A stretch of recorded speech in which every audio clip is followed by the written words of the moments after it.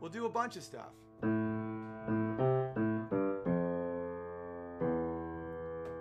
love that tune.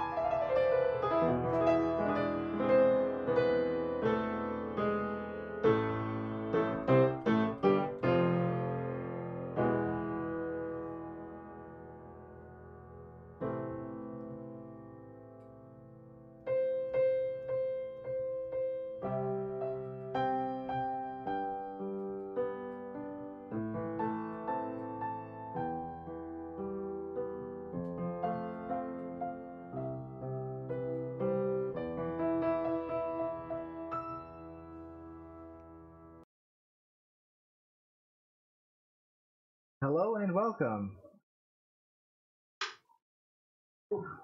I'm sorry, I forgot. I was on the call. Hello and welcome. Field Talk. I am the Field, also known as Field of Bears, here to remind you that socialism always ends in starvation and genocide. Now, if YouTube is not notifying you, please go to gab.ai/refield or refield or refield, however you want to pronounce that one, and follow me on Gab, because I will gab out a link every time I go live. Because, of course, Jack Dorsey hates me and has banned me from the Twitter forever. Again. Rip my account. But today is Friday. Friday is not for politics. Friday is for fun. And so what we will be doing is talking, of course, about our story. Oso Grande makes everyone happy. I've decided not to read through the entire thing because that would take me like 10 minutes. And so I will give you, I will try and remind you where we're at in the story. And go over maybe some choice lines with you guys. And since I took way too long with the wonderful ideas that No Doubt gave me, they are no longer written in the notebook, if they ever were. We'll talk about how to get through the next non-bear act. So the premise of the story is that compliance to demands for social approval is diminishing to the individual, and we do that by showing a bear, Oso Grande, complying to the unreasonable demands of a succession of bunny rabbits and becoming less of a bear as a result by acting less of a bear. And the bear acts are, first, to give up honey. And the reason why he gave up honey was it wasn't fair. It was, and even though Oso Grande shared his honey, it still wasn't fair. And can't you see how that's even more unfair? Don't I like sharing with my friends? How am I supposed to share with you when I can only get the honey from you?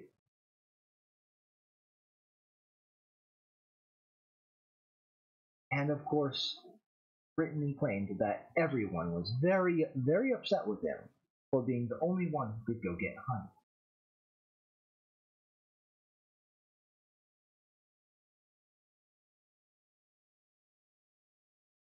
The next thing, the next thing that he tried to do was no longer climbing trees, because after he stopped getting honey, he would still climb the trees for fun. And of course, the reasoning for why he shouldn't climb trees is that he was the only one who could enjoy it. And of course, squirrels don't count because squirrels are mean. And of course, Edgar Allan Hoff.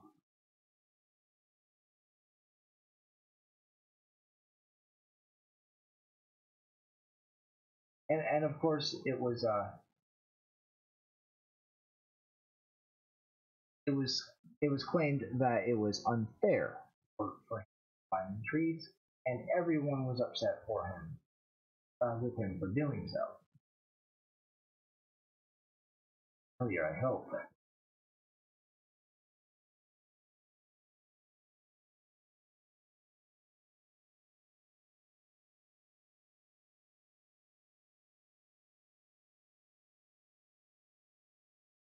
The next thing that he agreed to give up was eating salmon. And since he was the only one who not only could fish, but he was also the only one who could actually eat salmon, that was considered to be a double whammy of unfair. And so he was forced to not forced. He complied in order to make that particular bunny who was claiming that everyone would be happy if he stopped eating salmon. And now the next thing that happened,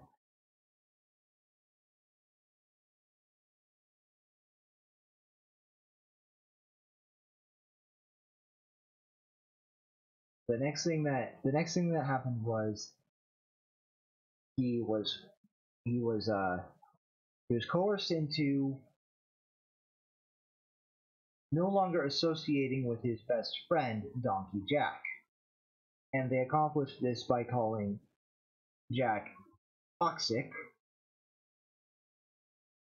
and hateful, and claiming that he believed himself to be superior to bunnies because he was bigger, and that was mean, and Oso Grande should not associate with critters.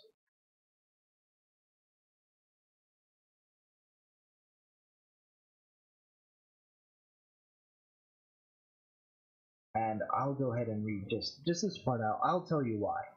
The Angry Bunny Puff. Hello, Boulder Bear. It's because Donkey Jack is better than bunnies. He hates bunnies. Are you really going to be friends with a critter who hates bunnies? He stood with his chest heaving and his eyes blazing, as Oso tried to puzzle out how to answer in silence. The silence didn't last, because Hops demanded, "Answer me."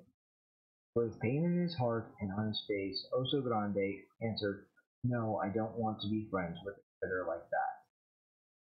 Just around the corner, there was a certain donkey who heard everything, and who walked away with a broken heart. Oso Grande saw neither nose nor tail of his former friend, Donkey Jack, over the next few days, as he went about his business, collecting berries and other victuals. A wonderful, wonderful word that the kid will ask what it means and parents and children will get to go on an adventure looking it up. That's why I used it.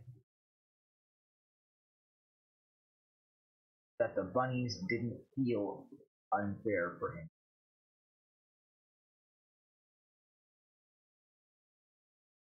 Strangely, though, the best things were out of his reach, and he felt a bit small. And the other three incidents, I said that he didn't feel quite as big. And from this point forward, it's not that he doesn't feel as big, he starts feeling smaller.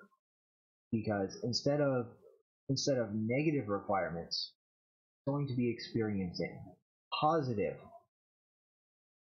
Yes, the link to the draft, to the Google document, is in the description below, along with a link to all of the other things for you to click and follow and do the things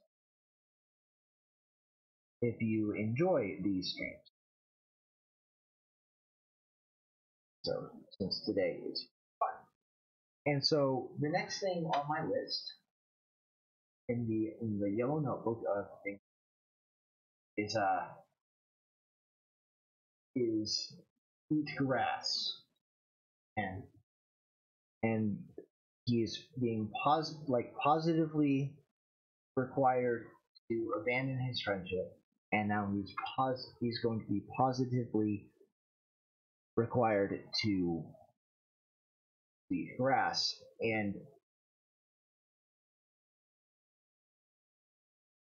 I want it to be sort of like the Soylent drinks, to where if someone who's just a regular vegetarian but doesn't eat soy things,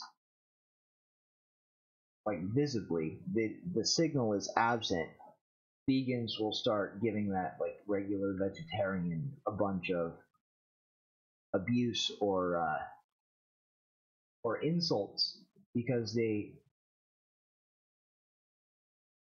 hello Captain Cutler, because they don't signal properly. And so eating grass is going to be the signal for a good, agreeable critter. And so the only trouble is next bunny on the list.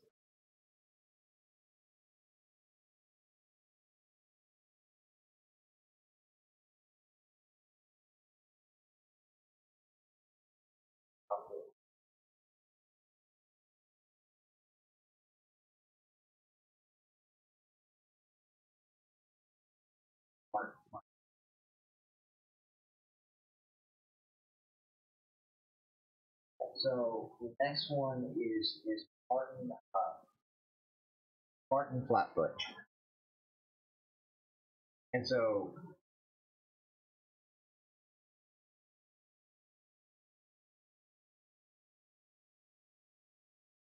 I think we want Martin Flatfoot to be sort of judgmental. I think we want him to be just a bit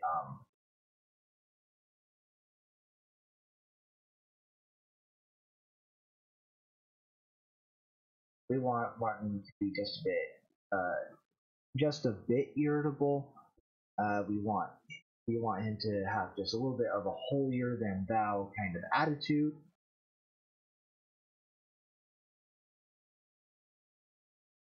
As opposed to yes, a little overbearing. That's good, because we're past the useful idiots and we're into the ideologues. I don't know, Captain Cutler. Are we asking about you? Are you a judgmental, overbearing jerk who badgers people into conforming to your positive signals of virtue? Because I want Flatfoot here. I want Martin Flatfoot to badger him into eating grass as a virtue signal, and so I think we're going to. I think we're going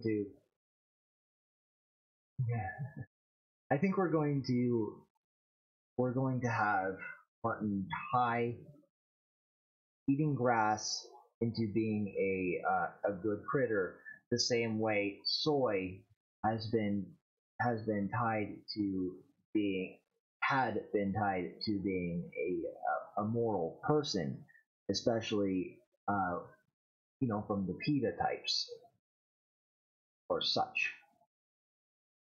Until until the right wing people kind of picked up on it and noticed the sort of sickly, gangly nature of the soy boy. And while I may be a lanky dude, trust me, the soy boy is not going to push me around. So until we noticed the soy boys, we didn't. It wasn't like a negative thing. It was actually a rather positive thing. Soy was kind of a moral superiority thing that vegans would use quite a lot. Is, oh no, I'm not going to.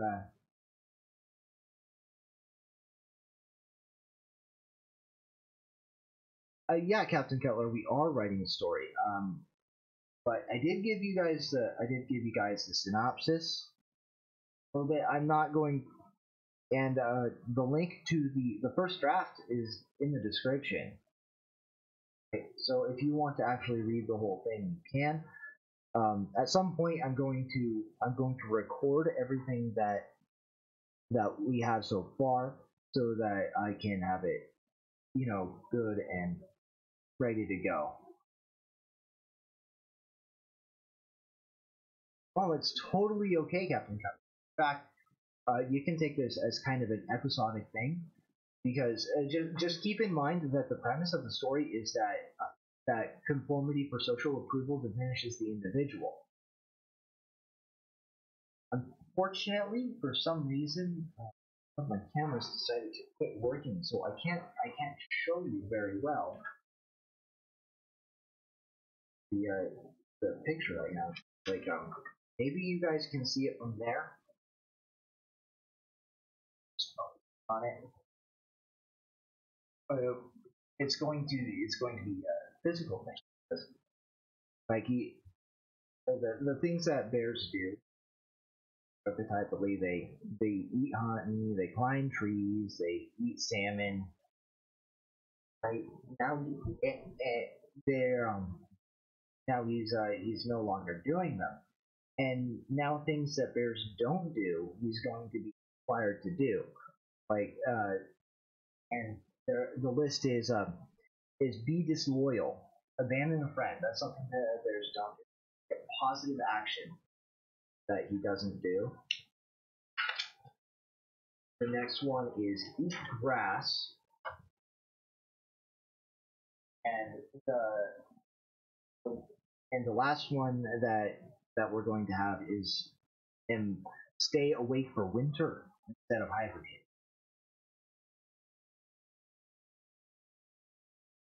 Yes, B West, I actually do have that one written down. I think that was your idea.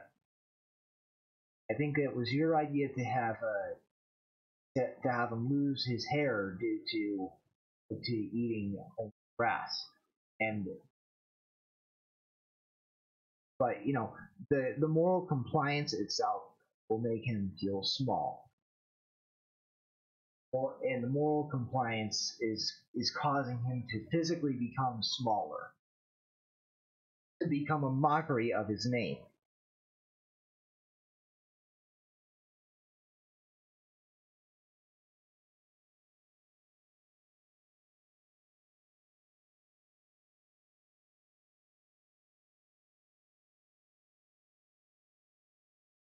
Yeah, exactly like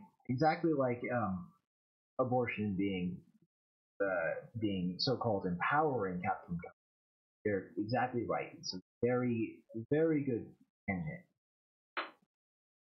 But it's like we can't be quite as on the nose, as that, which is why I'm going with grass is like the soy substance, because like a bear doesn't eat grass, humans don't eat soybeans, not without a lot of significant processing. men don't substitute their proteins. Basically, that's like the point. He's positively doing things that go against his nature in these next.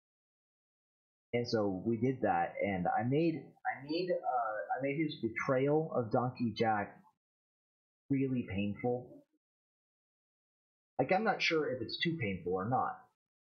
I'm not entirely sure, but I think it's important that it be painful in the story.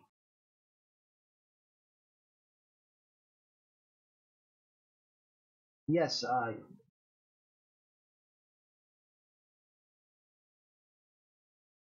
you are correct. The double speak in the wolf is exactly what inspired me to try and write a true children's story, especially after thinking about how wrong like the Giving Tree is, and that that fish one is, and how wrong this a lot of children's stories are. And I saw this weird commercial about about a children's story for socialism, and it says when kids are young, they need to be exposed to a lot of ideas. And so, yes, when kids are young, they do need to be exposed to a lot of ideas, but they don't need to be tricked into it. And so I want to have a narrative that is true, symbolically true. Like, this is not obviously it's not a factual account of a magical talking bear in the woods who slowly shrinks as he complies to the demands of overbearing bunnies.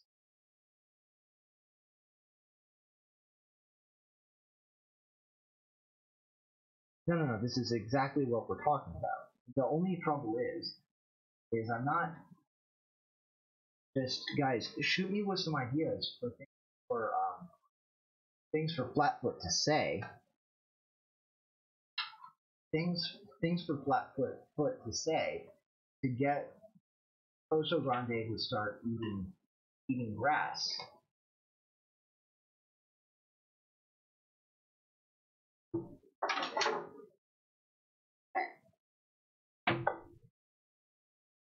Is hit me with some ideas. And I know the writing sessions aren't nearly as popular. I might after we finish the story, dudes, we're gonna work on getting an illustrator. Kiwi would be awesome. But I know there are other artist bears out there who are not as busy as Artling is.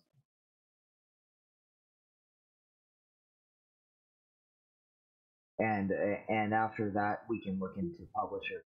But after we get this finished, I'm going to keep on writing things, and it won't necessarily be such a long, drawn out project. This is just a really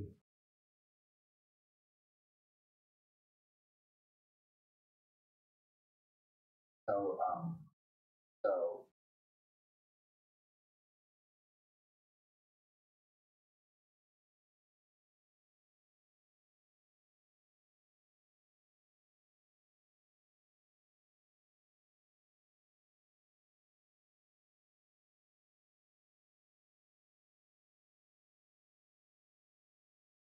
okay. You like us, where you're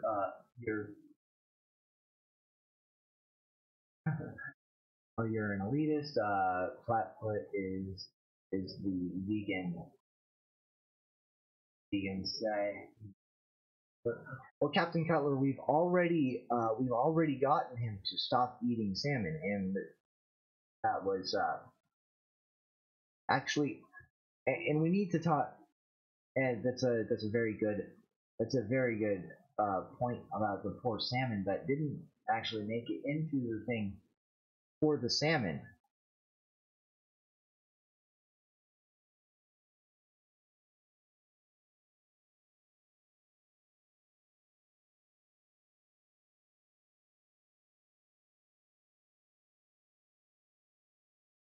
Okay, yeah.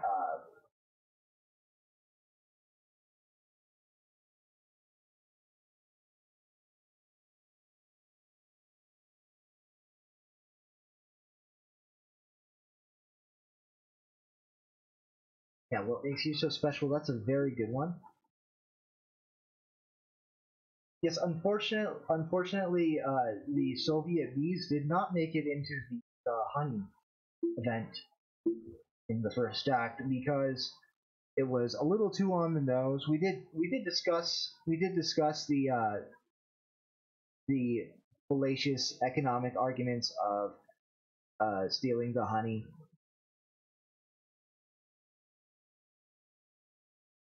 stealing honey from the bees a little bit, but we thought it would be too on the nose and it would overcomplicate the story. However, that did come up, so great minds. So,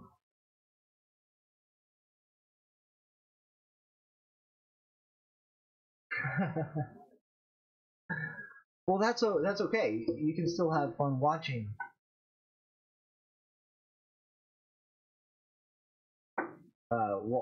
us, right? I hope anyway. I hope you can have fun with it. So, like, I think that if we tie, I think that if we tie the concept of being a good critter, uh, being good to eating grass. Okay, so here's how about this is do you think that bunnies are bad?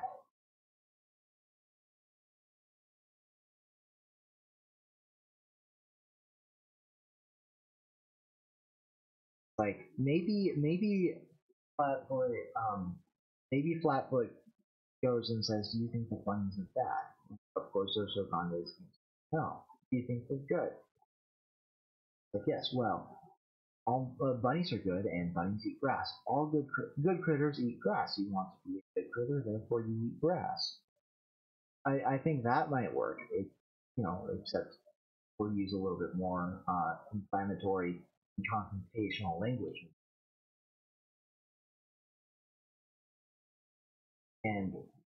And I think I want the line to be like you want to be good, don't you? I Let me know if you think that's a good line. And if you're catching the replay, go ahead and let me know in the comments. You can't tweet at me anymore because Jack Dorsey hates me and he murdered my Twitter account.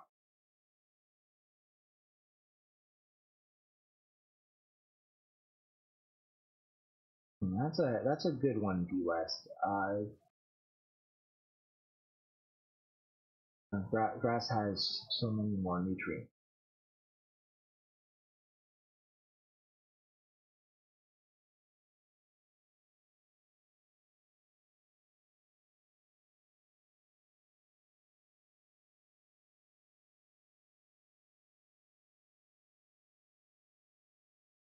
And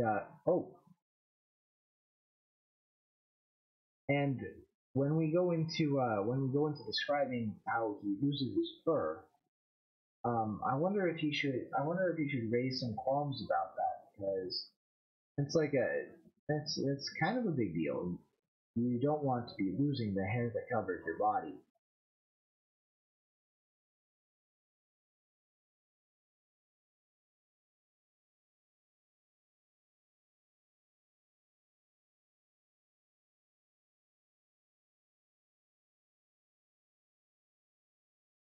Oh yeah, eating grass will be encouraging to everybody's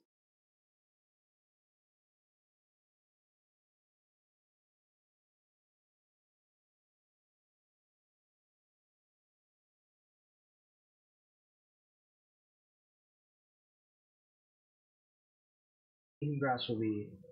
Hello, robot there. We are talking about how the bunny Liam Flatfoot will convince Oso Grande to eat grass.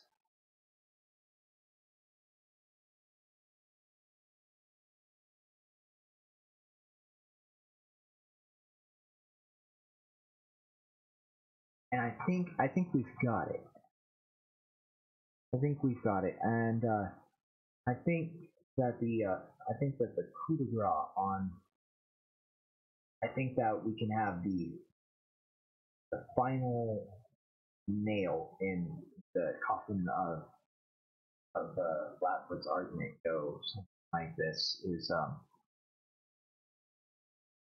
Oso Grande, if you eat grass like everyone else, it will make us very happy.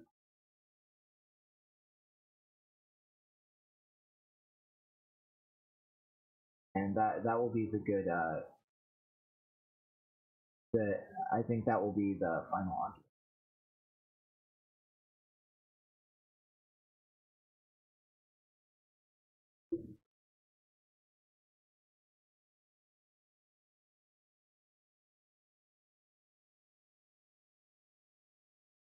Okay, VS.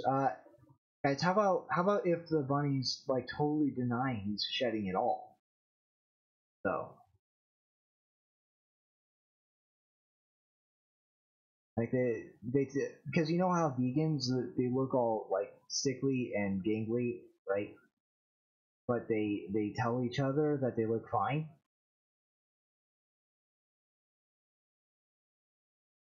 Like maybe they're not when they're telling when Oso Grande raises his concerns. Maybe they're not rooted in reality at all. They just totally deny everything. So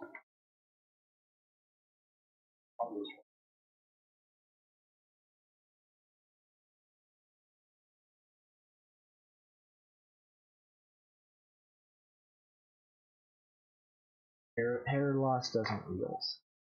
I'll write that one down. Okay, so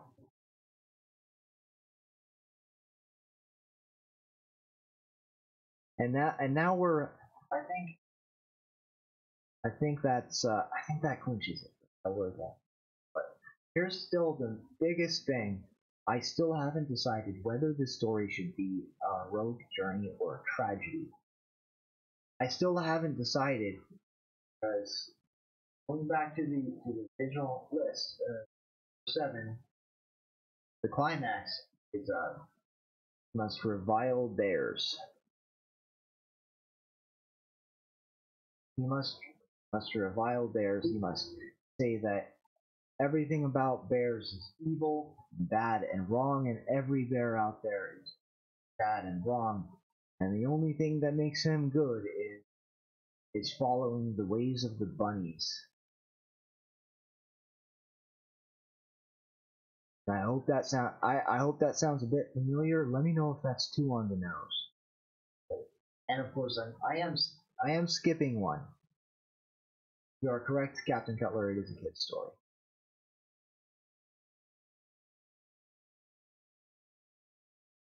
Oh, that's a good one. Someone can say that. It looks thinner because it's so much shinier. It's a it's an illusion. It's just an optical illusion. Makes it look a bit thinner. Don't worry, you're fine. Don't worry, you're fine. I wonder how many times I should repeat "Don't worry, you're fine," or "Don't worry, you look fine." Watership Down. That's a tragic one, right?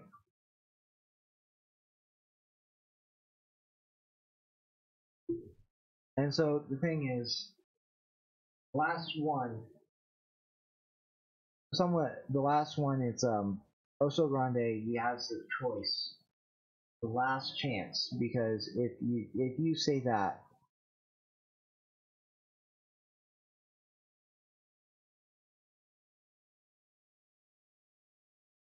yeah, exactly. B West.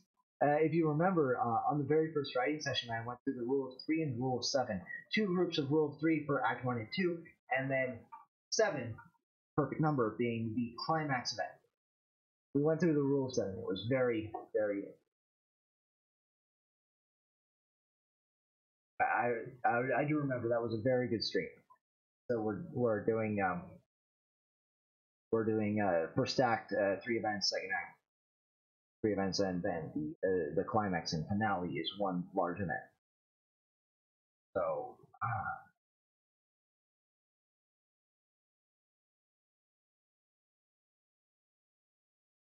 yeah, I know I'm actually a pretty good writer, and I like this collaboration.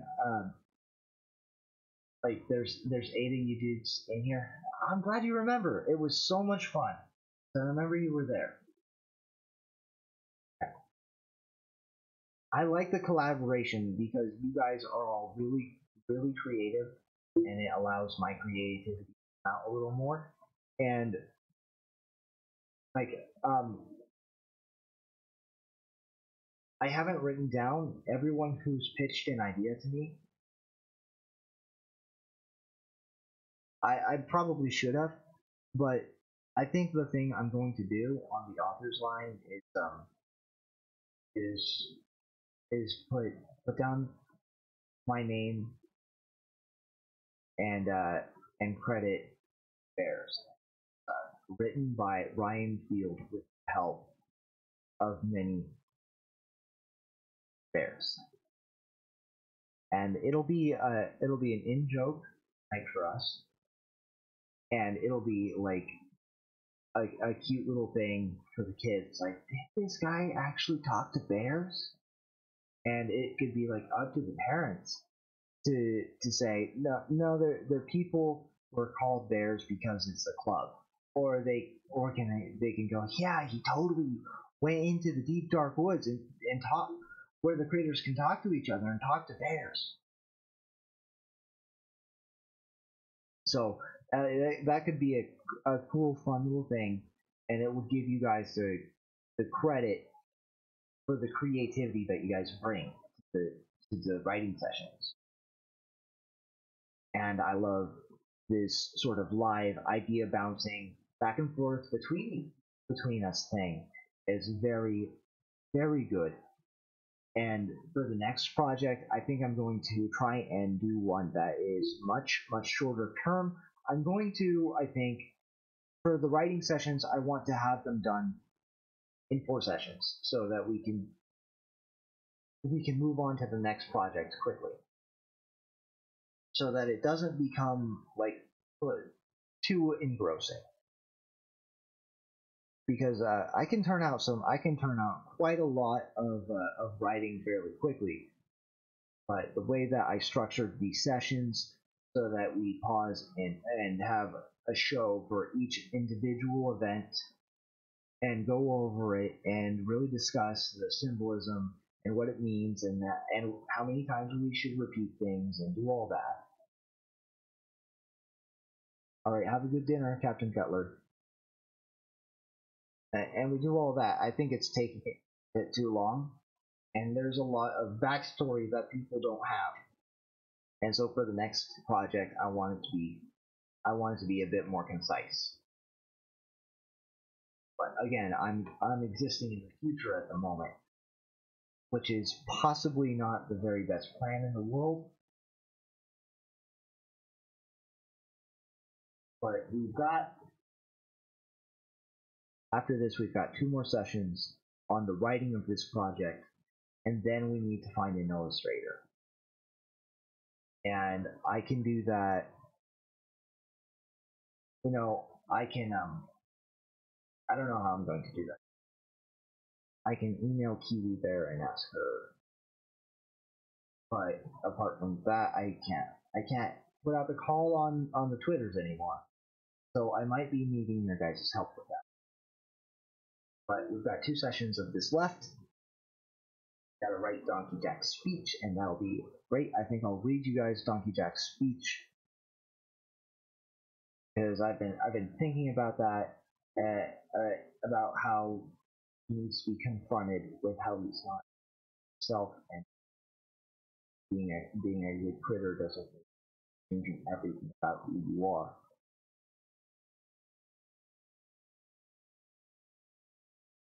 Just because some people might like it better, because he needs to be confronted, especially after.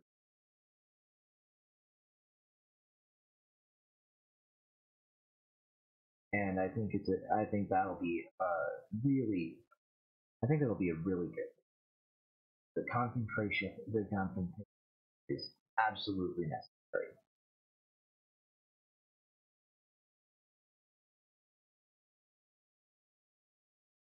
So I think that, yeah,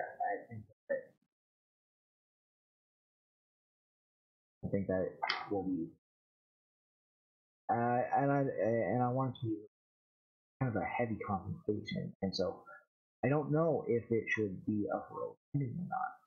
And I think Lily Dilly Dog came up with the idea of. I think Lily came up with the idea of. Oh, what do you mean audio goose? It's the word audio.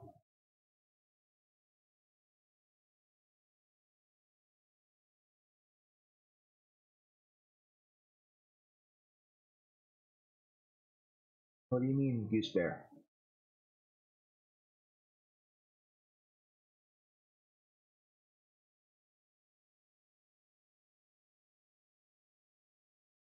All right. So, hmm,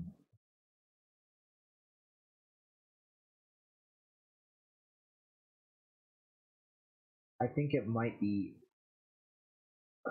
So, I think it might be your end because it might be.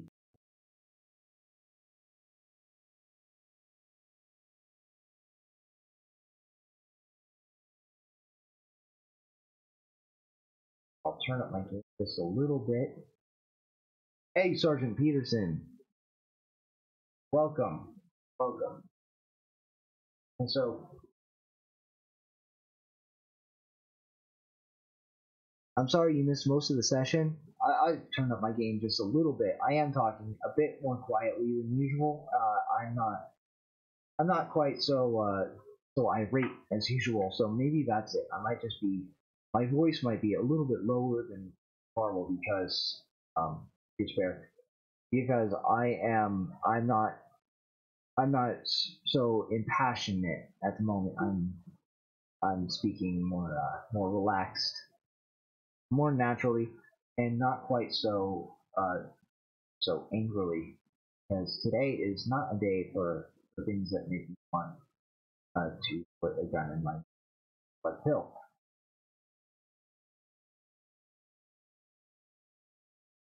And so now we've already figured out what the arguments for eating grass are going to be. And so I'm still stuck, guys. I am still stuck on whether or not Oso Grande should stand up for himself and regain his stature, but with a scar.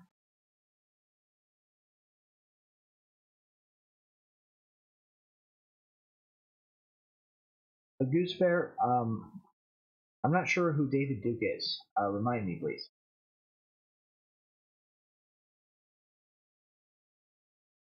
So,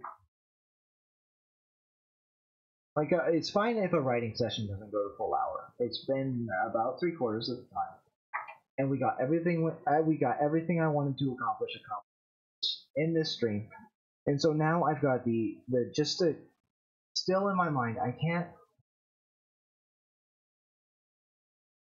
Oh, a white nationalist politician from the South. Well, he can.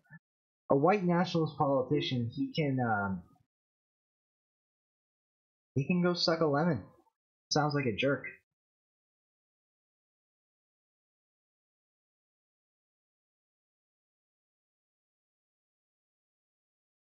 And so, whether he stands up for himself or if he tragically falls,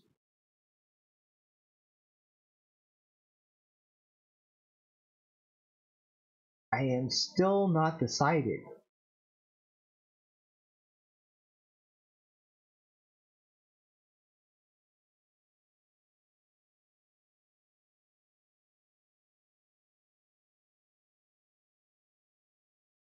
Okay, all right. So he looks like he's had facial work done. A dude who gets a plastic surgery is a special kind of pathetic, in my most humble opinion.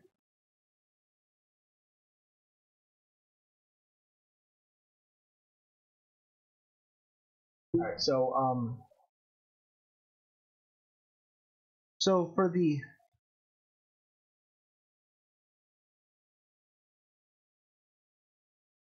so do you think after Jack's speech, have it? Okay.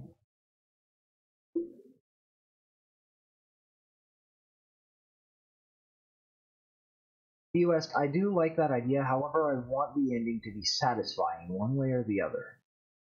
I thought about that idea for quite a bit, and it's a very good idea. But it would leave the reader feeling unsatisfied, which which is the opposite of what I want it to be. I want the satisfaction of a conclusion there, and so I do find myself leaning toward a heroic ending. I think you've made a very good argument.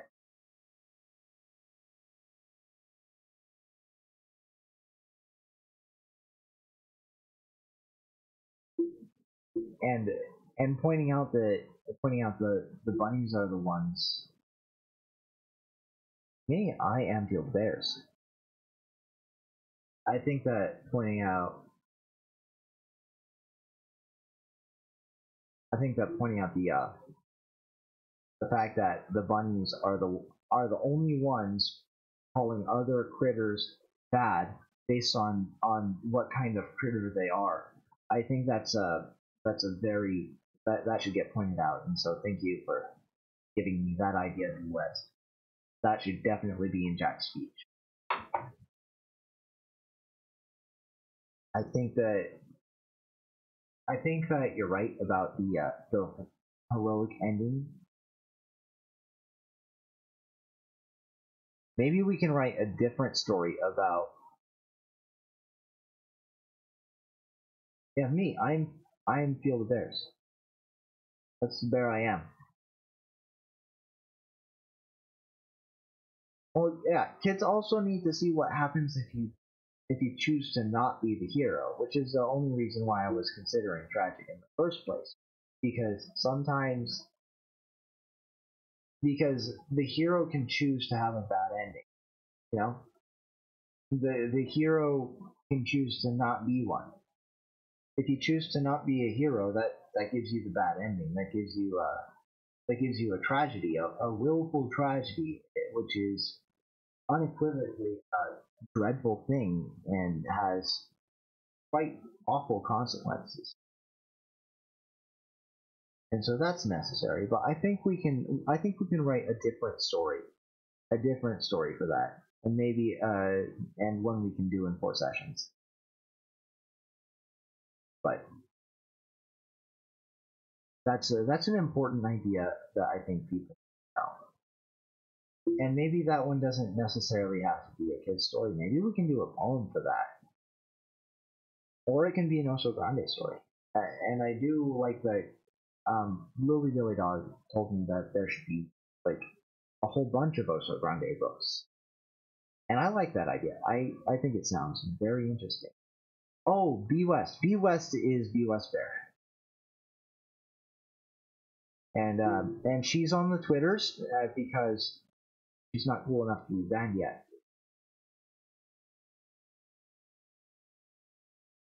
Yes, I we did think about that. We did think about having it be an open ending. However, like I said, that would leave the reader feeling unsatisfied, and I think that satisfac- a satisfying ending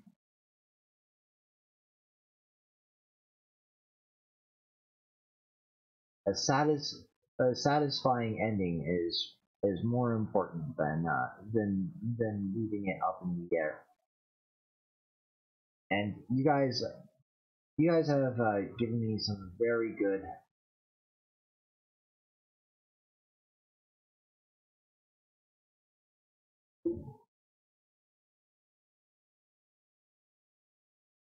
You guys have been giving me some very good arguments for a heroic ending, which is why I think I'm leaning much more toward a heroic ending. And I think that's where we're going to go. I think we are going to allow Oso Grande to be a hero. And I think that yes, hello, hello.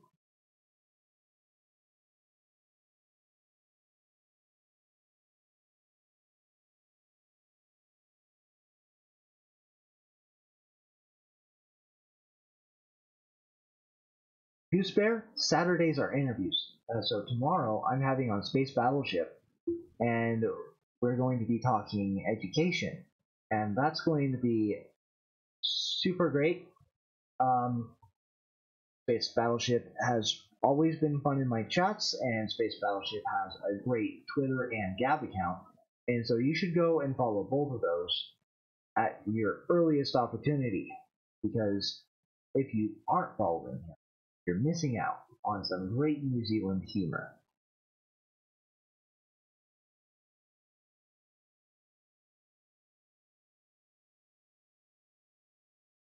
I'm Californian too, Goose Bear. 6 o'clock p.m. Pacific time.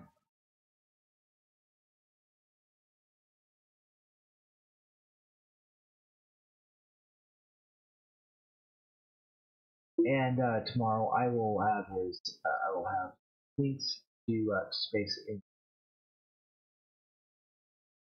I am on the Central Coast, Goose Bear, and one of these days I'm going to have a bear meetup here, and it's going to be great. There are tons of festivals that we could go ahead and meet at in the spring and summer, and that would just be an excellent time. In fact, we could meet at the Atascadero Cider Festival, and that would be a fantastic time.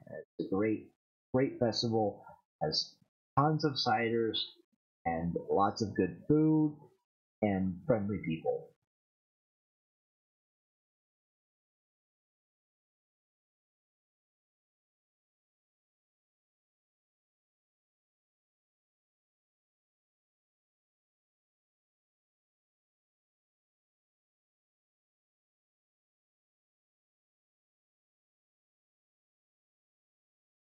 I have never been there.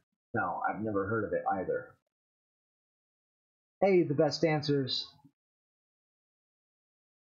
Very uncharacteristically, you have arrived in the final 5 minutes, where we've talked about everything, and now we're just having a fun chit chat about what's happening tomorrow.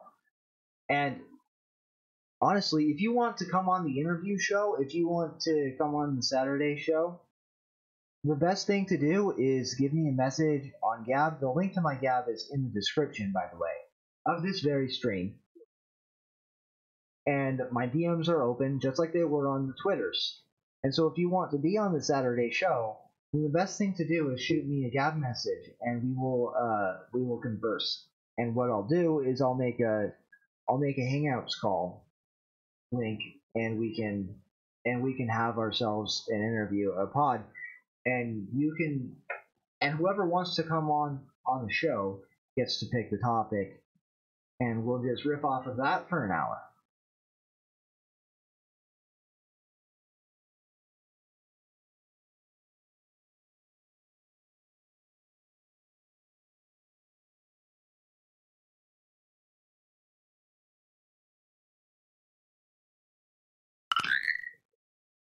Yep, just like that. And so the and Saturdays, I think, are going to be a really fun thing. You guys generally have time to do the interviews on Saturday, and it'll be best answers. The show starts at 6 o'clock p.m. Pacific time, every single day except for Thursday and Sunday, unless something crazy happens in my life.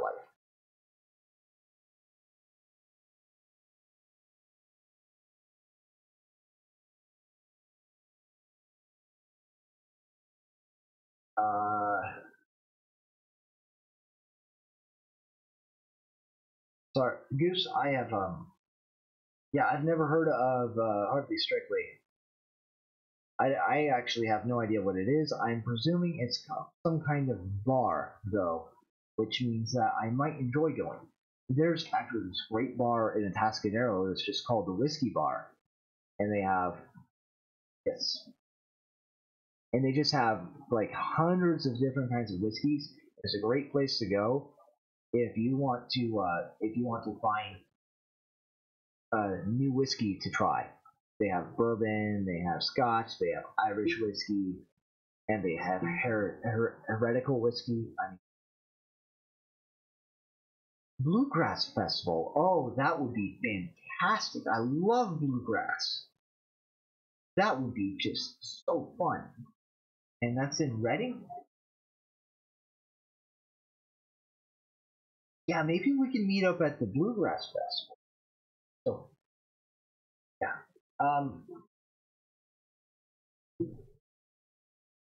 What is that dog barking at? I've got a great, well, no, my mother owns a Great Pyrenees purebred, and sometimes she just decides to bark for no good reason, and she's very loud.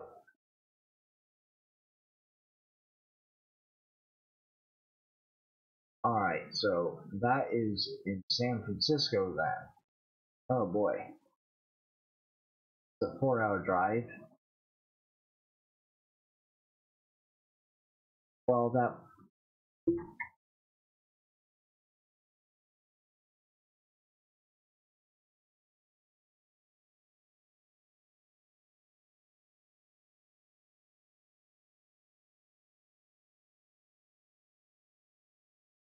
Yeah, I like listening to Pinder talk about hunting all the time. There's a possibility, I might go to his ranch and kill something. I think. Okay, okay, Gooseberry. Yeah, the I think the meetup should be in the Central Coast of California for West Coast bears because a lot of the West Coasters live in like Southern California, and that means it's only a 4 hour drive to get here. But for them, it would be like it would be an all day drive, and they'd have to pay for another night on the road and all that, and that would just be quite unreasonable. And as I understand it, flights coming down south are a bit cheaper to coming into San Luis Obispo than going out of San Luis Obispo. The Great Pyrenees is a guardian dog for the sheep. Best answers. She's like she has a job and she has plenty of room and she's actually a really fantastic dog. Goose, I think it's my thing says it's green. I think it might be you. I think it might be on you. Yeah.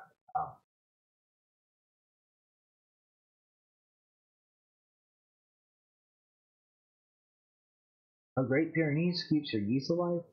Oh, that's fantastic.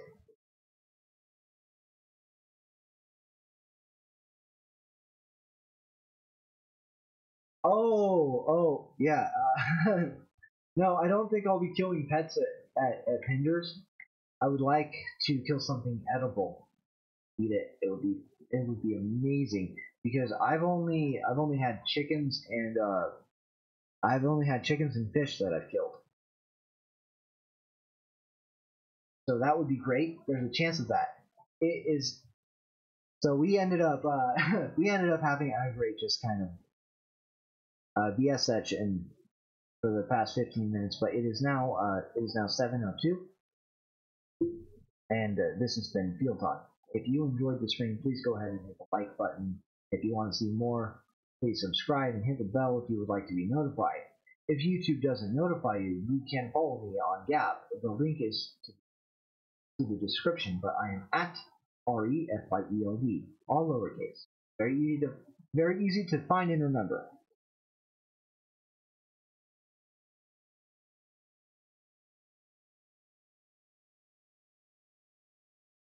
If you would like to sow the field, please go to paypal.me/fieldtalk. Throw me a couple bucks. Link also in the description.